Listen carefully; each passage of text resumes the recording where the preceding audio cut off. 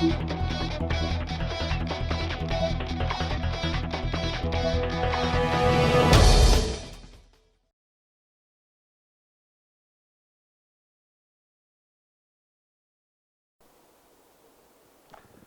galera, professor Fábio Nascimento, o bruxo da Mandetta Cursos e Concursos. E vamos falar sobre uma revisão aqui para você que vai tentar o concurso da Polícia Militar do Estado do Mato Grosso do Sul. Então, selecionei para você alguns tópicos importantes, relevantes, que com certeza estará na sua prova no dia 12 de agosto. Então, siga o bruxo, pega as dicas do bruxo e vamos que vamos. Então, ó, o primeiro tópico, lembrar que você não pode ir para um concurso sem ter a noção de regra de 3 simples. Regra de 3 simples, aquela que envolve 2 grandezas, as quais podem ser diretamente proporcionais ou inversamente proporcionais. Então, quando você fala diretamente, ó, é quando as 2 grandezas aumentam ao mesmo tempo. Naquele caso, se eu falar assim: 2 máquinas produzem 50 peças. Quantas peças serão produzidas por 3 máquinas? Olha só, o número de máquinas aumentou, em consequência, o número de peças também vai aumentar. Nesse caso, diretamente. Ou quando as 2 diminuírem. No caso, 2 máquinas produzem 50 peças. Quantas peças será produzida por uma máquina? Se diminuiu para uma máquina, o número de peças também vai diminuir. Então, ó, ocorre grandeza diretamente proporcional quando ambas aumentam ou ambas diminuem. Então, ó, não esquecer disso aqui. Ou ambas diminuem. Nesse caso aqui, ó, nós vamos multiplicar cruzado. Olha lá, a gente multiplica cruzado. Agora, quando falarmos que 2 grandezas são inversas, é quando uma aumenta e obrigatoriamente a outra diminui. Pensa comigo, se você fala assim: fazendo uma viagem a 100 km por hora, levo 6 horas para completar essa viagem. E se eu fizesse a 80 km por hora? Olha só, dei 2 grandezas, velocidade e tempo. Velocidade e tempo são sempre grandezas o quê? Inversamente proporcionais. Quando uma aumenta, obrigatoriamente a outra diminui, ou vice-versa. Então, nesse caso aqui, ó, uma aumentou e a outra diminuiu. Ou a primeira diminui e a segunda aumenta. Nesse caso, diz a regra assim: invertemos uma delas e multiplicamos em cruz. Mas não precisa.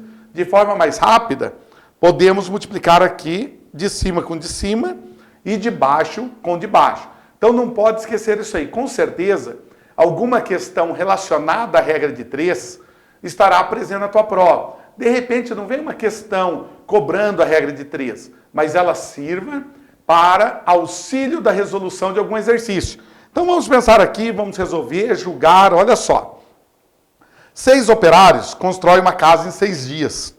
Qual será o tempo gasto por 9 operários? Primeiro, identificar as grandezas. Quem são as grandezas envolvidas? Operários e dias. Operários e dias.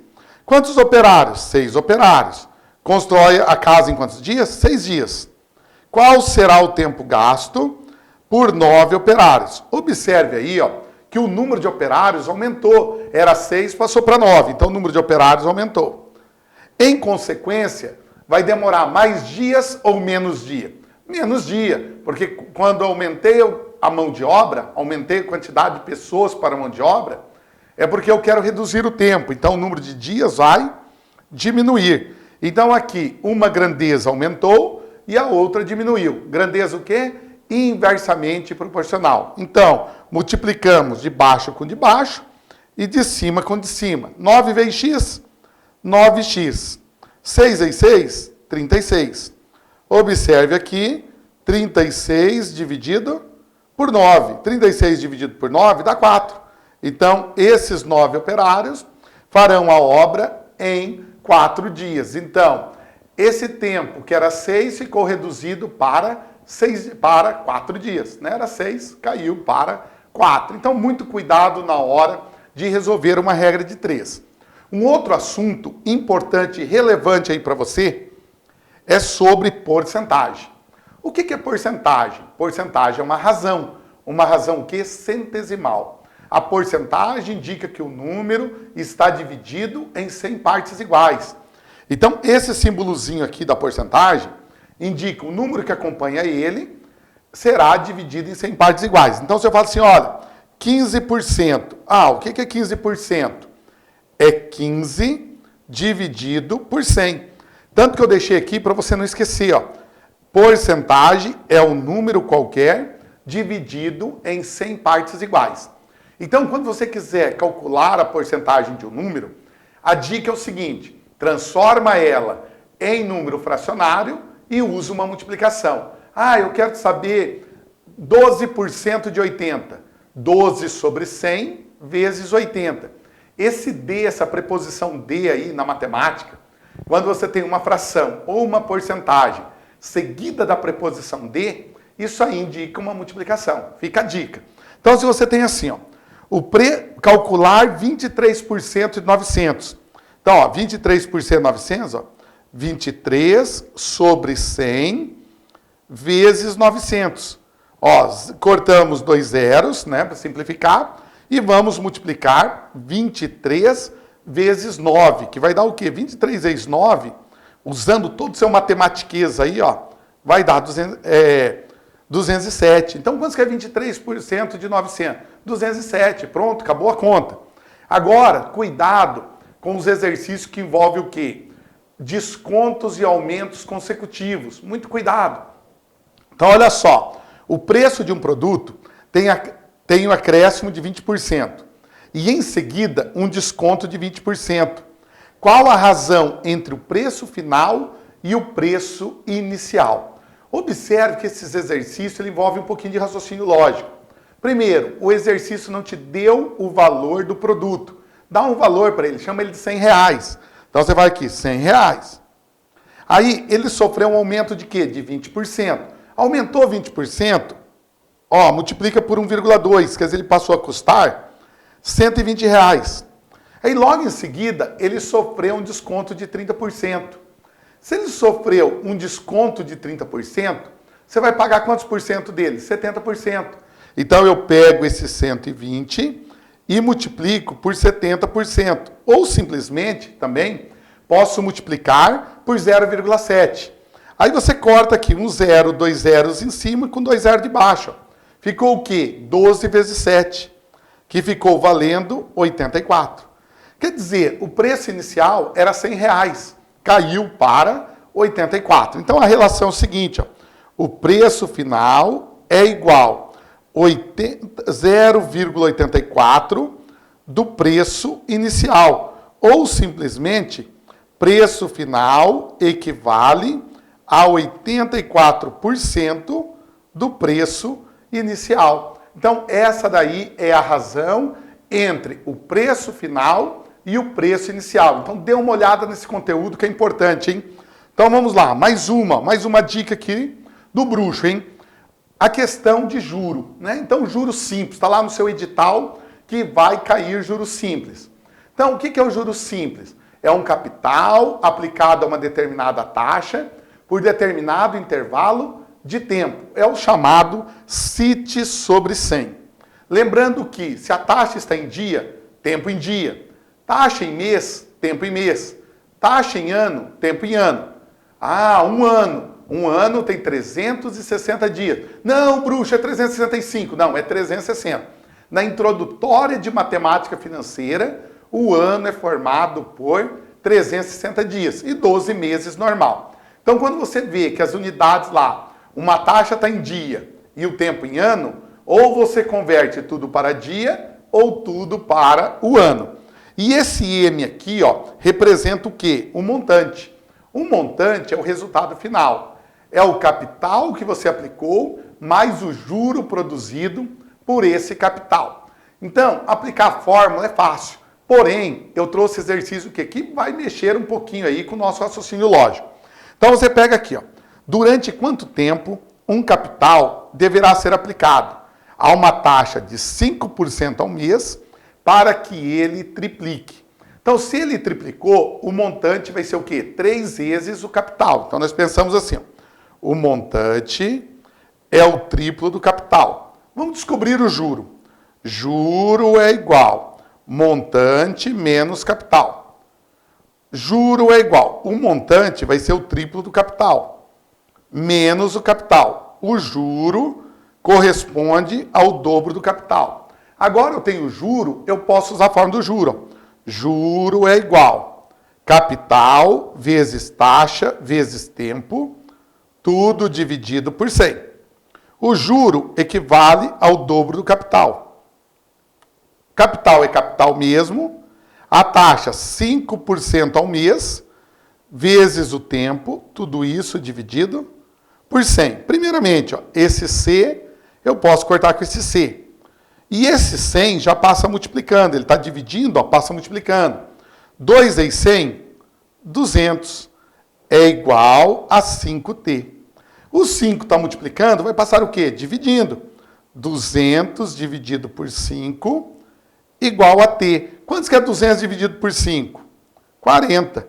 Igual a T. Mas 40 o quê? Meses, dias, anos? Ó, como minha taxa está em mês, o meu tempo vai ser em meses. Então, para esse dinheiro triplicar do valor, quando aplicado a uma taxa de 5% ao mês, será necessário 40 meses. Ou você que é bom aí de matemática, 3 anos e 4 meses. Por que 3 anos e 4 meses? Cada ano tem 12 meses. Cuidado com essas transformações de unidade. Então dá uma olhadinha, tem um tópico lá do edital que diz noção de medidas de área, volume, de tempo. Então dê uma olhada que isso daí vai ser cobrado, hein? Tá? Então é a dica aí quente para você. Então vamos lá, mais uma dica e mais uma aposta aqui do bruxo.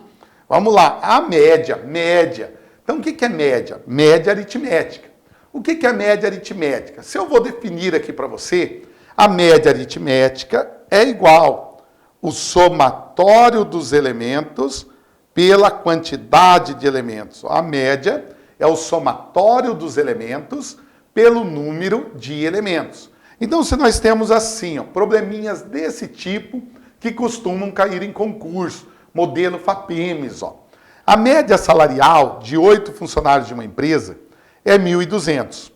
Com a chegada de um novo funcionário, a média passou a 1.500. Qual é o salário desse novo funcionário? Então, primeiro, cada ponto me dá um raciocínio. Então, primeiro, ele já me deu a média salarial dos 8 funcionários. Então, falta achar quem? Se eu tenho a média, já tenho o número de funcionários, falta achar o quê?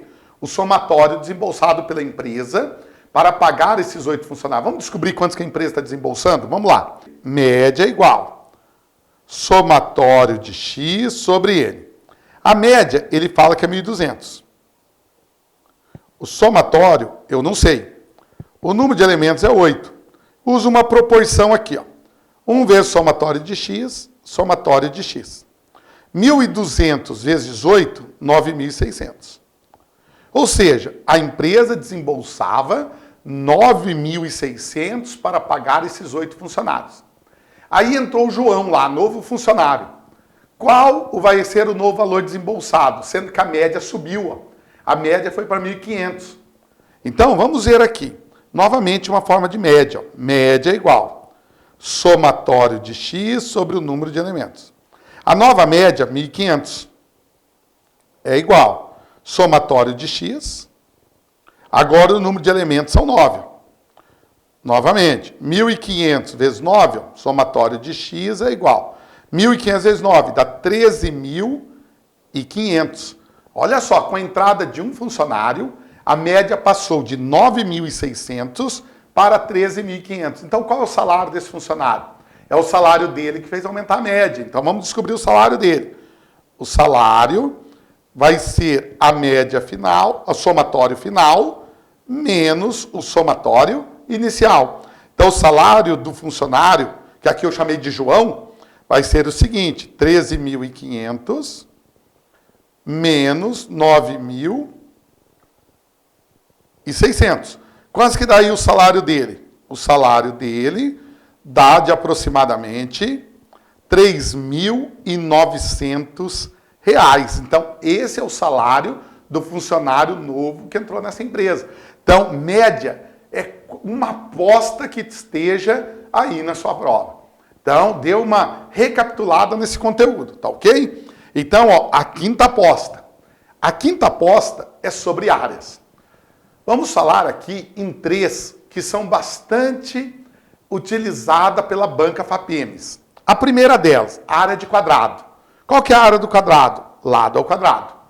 Qual que é a área do retângulo? Base vezes altura. Qual que é a área da circunferência? πr ao quadrado. Essas 3, eu não estou dizendo que vai ser essas 3 que vão cair.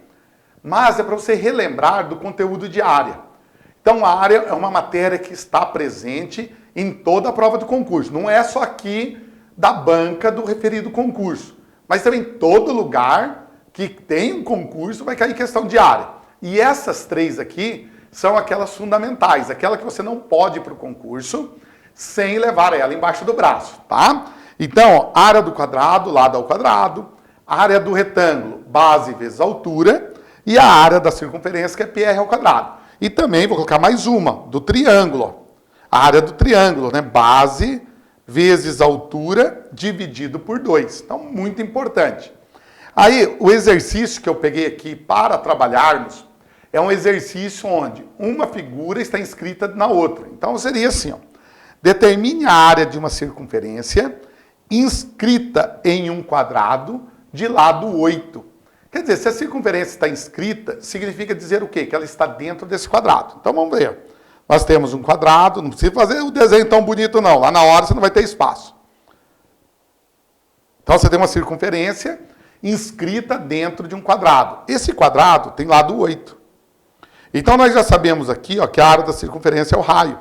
Se o lado do quadrado é 8, o raio da circunferência é quanto? É 4, é a metade. Ó. Porque o diâmetro dela também é 8. Como ela vai tangencial ao quadrado, então nós temos o quê? Que o raio dessa circunferência é 4. Então aqui eu posso determinar a área da circunferência. π vezes r ao quadrado. Então a área vai ser o quê? π, quem que é o raio? 4, né? 4 ao quadrado, 16. Eu tenho uma área da circunferência de 16π centímetros quadrados. Observe que ele pode pedir ó, a área dessa parte de fora. Né? Ele pode achurar aqui ó, e falar assim para você. Qual é a área da região sombreada ou região achurada?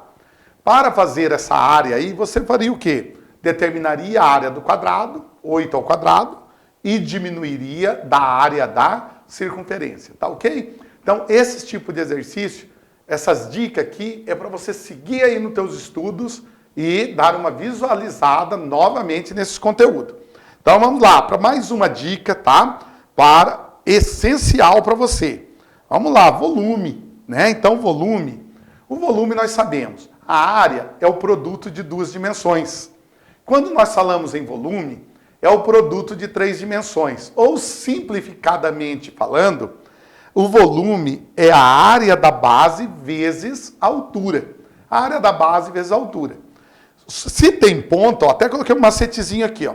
Se tem ponta, no caso assim, de um cone, uma pirâmide, daí vai ser assim, volume, área da base vezes a altura dividido por 3. E aqui eu coloquei um exemplo de um cubo. O cubo ele tem o quê? A base, que é um quadrado, e as suas faces laterais também um quadrado. Então, ou seja, todas as suas dimensões têm a mesma medida. Só que eu cobrei aqui explorando aqui uma fraçãozinha. Olha só. Um cubo cuja aresta é 5 metros está com água até 3/5 de sua altura. Determine quantos litros de água há nesse cubo. Então, olha só. O cubo, ele tem todas as dimensões iguais. Ou seja, se uma aresta é 5, todas as demais valem 5. Só que o volume de um cubo é dado por quê? A área da base, que no caso A ao quadrado, que seria a área do quadrado, vezes a altura que é A, ou simplesmente aresta ao cubo. Só que observe que esse reservatório em forma de cubo, ele não está completamente cheio. Ele está com água até 3/5 de sua altura. Então o volume dele, de água que tem dentro dele, seria isso aqui, ó. Volume A ao quadrado, ou seja, 5 ao quadrado, vezes o A, que é a altura. A altura dele, ó, é 3/5 de A. Então, a altura dele vai ser 3/5 vezes o A, que é 5. Corta 5 com 5, ele está com água até a altura de 3 metros. Então, o volume que tem ali dentro dele vai ser o seguinte. 5 ao quadrado, 25, vezes 3. Quanto que é 25 vezes 3? 75 metros cúbicos. Então, dentro desse cubo, há um volume de 75 metros cúbicos.